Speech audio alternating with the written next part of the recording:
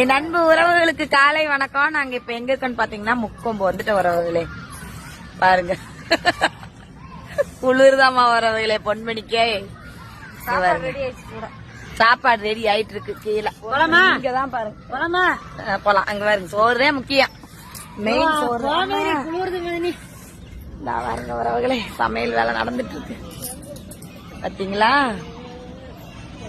இனிமேல் தான் உறவுகளே போய் குளிச்சுட்டு வந்து சாப்பிடணும். இந்த பிள்ளைக்கு குளிக்கலாம் தேவை கிடையாது, சோறு தான் வேணும் மெயின்.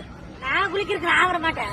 ஐயோ அத்தாடி, நான் ஒரு மணிக்கு வந்து குளிச்சுக்கிறேன் பாருங்க. அப்புறம் எப்படி விரதம் வர்றது நீங்களே சொல்லுங்க உறவுகளே.